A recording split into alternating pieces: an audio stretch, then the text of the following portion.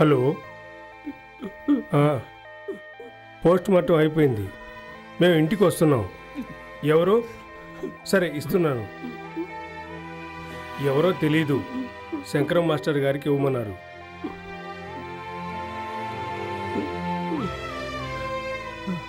నమస్కారం. మాగుంట విక్రమ్ని చూసావుగా, నీ కొడుకు గతి. ఆ స్థలం నాకు కావాలి. నీకు ఆలోచించుకోవడానికి ఇంకో అవకాశం ఇస్తున్నాను.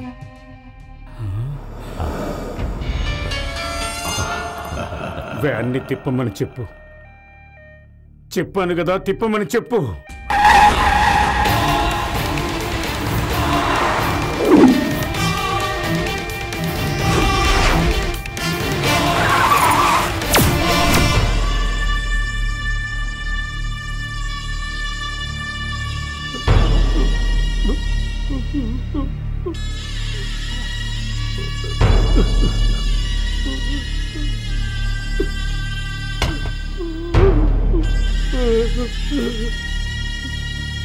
ఏమిటి మీరు చేస్తున్న పని?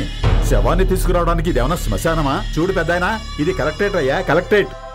తెలుసు కనుకనే ఇక్కడికి వచ్చాం. ఆ దుర్మార్గులు చంపిన నా కొడుకు శరీరం ఇది.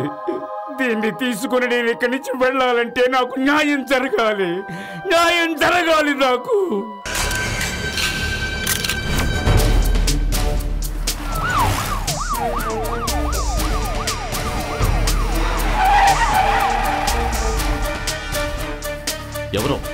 ఎవరు అదే? దారికి అడ్డం తప్పుకోండి. ఏయ్, శవాన్ని తీసుకెళ్ళు. ఛానల్లో వార్తల కోసం సీన్ సృష్టించాలని చూసావంటే నీ వయసును కూడా పట్టించుకోను. తోలు తీసి ఉతికారేస్తాను. రే ముసలోడా, ఇదిగో ఈ యూనిఫామ్ చూసావా? ఇస్త్రీ చేసిన కాకి డ్రెస్సు, టోపీ ఇచ్చి సిటీ పోలీస్ కమిషనర్ గా ప్రభుత్వం నన్ను నియమించింది ఇలాంటి వ్యధ పనులు జరగకుండా చూసుకోవడానికే. చెప్తుంటే నీకు నిరుద్యోగ భృతి, విధవా పెన్షన్ల కోసం వచ్చిన వాళ్ళు వీళ్ళందరి ముందు చనిపోయిన నా తండ్రి వయసున్న నిన్ను కొట్టాను అన్న చెడ్డ పేరు నాకు రాకూడదన్న ఆలోచనతో చెప్తున్నా. ఈ శవం తీసుకెళ్ళు. లేదు, నాకు న్యాయం జరగకుండా నేను ఇక్కడి నుంచి వెళ్ళను. మళ్ళీ అదే మాట మాట్లాడతావు. శివం, అరెస్ట్ చేయి.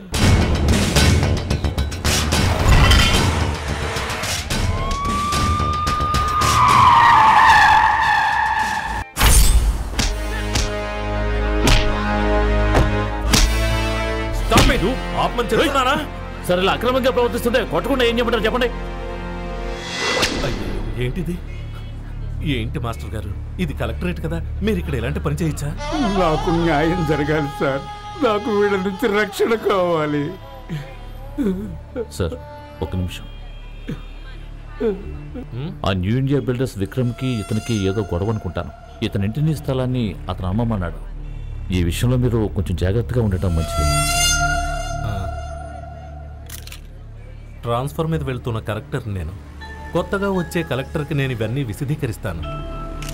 మీకు న్యాయం జరుగుతుందని నేను ధైర్యంగా చెప్పగలను. వచ్చే కలెక్టర్ నిజాయితీపరుడని నాకు బాగా తెలుసు. అందువల్ల మీరు ధైర్యంగా ఉండండి. నా ఇంటి కోసం చేస్తున్న దౌర్జన్యాన్ని మీరే ఆపాలి సార్. నా కొడుకుని చంపిన హంతకుల్ని కనిపెట్టండి సార్. తప్పకుండా కనిపెడతారు.